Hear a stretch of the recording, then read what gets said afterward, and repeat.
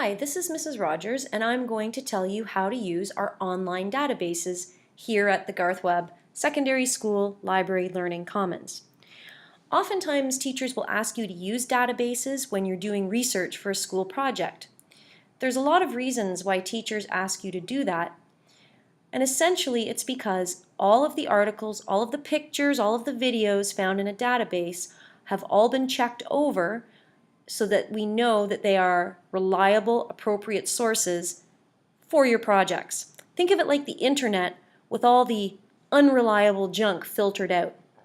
So, just like when you look for a book or anything to do with the library or research at our school, we go, obviously, we're on the Garth Webb website. You go to the Library Learning Commons, and all of the things you need will be right on our webpage. So, I don't put things on this page that I don't think are useful. In fact, for links, we have only 5 links right now. That's very few compared to what most school libraries have. But these are really important ones. The first one, obviously, is to find books, ebooks, and streaming videos in our library collection. We have some other ones that we'll talk about as grade 9 progresses, but right now we're going to look at the databases.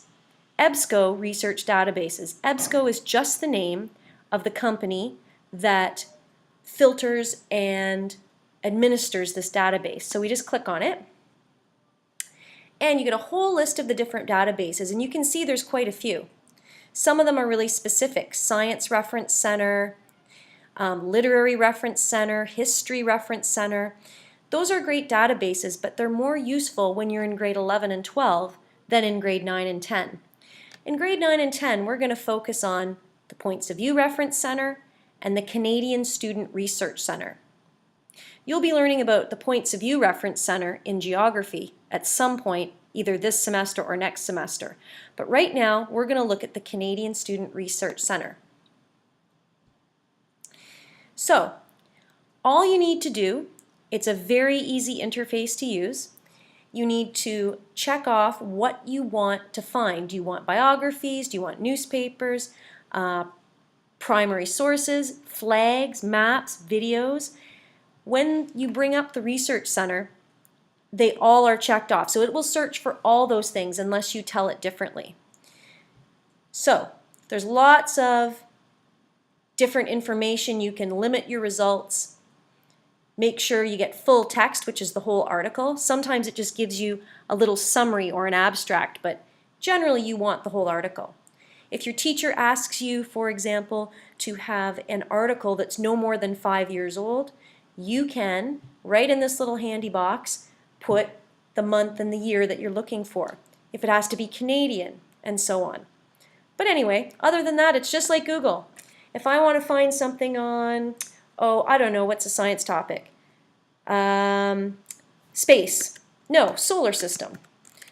Try and be as specific as possible when you're doing a search on a database. So solar system, I just go search.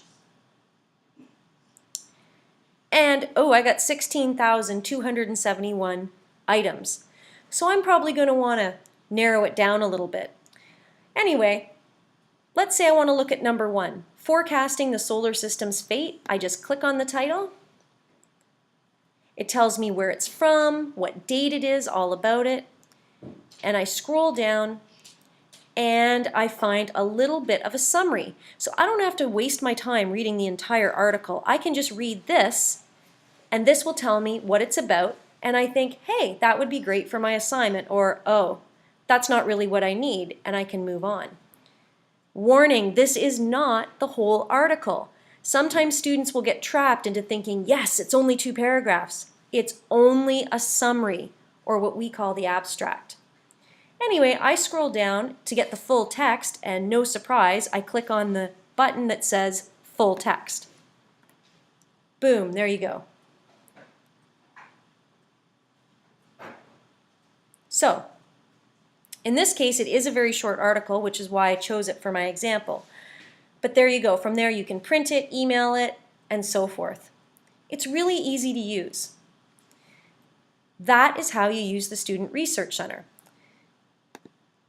You can also use all of our databases from home. The only difference is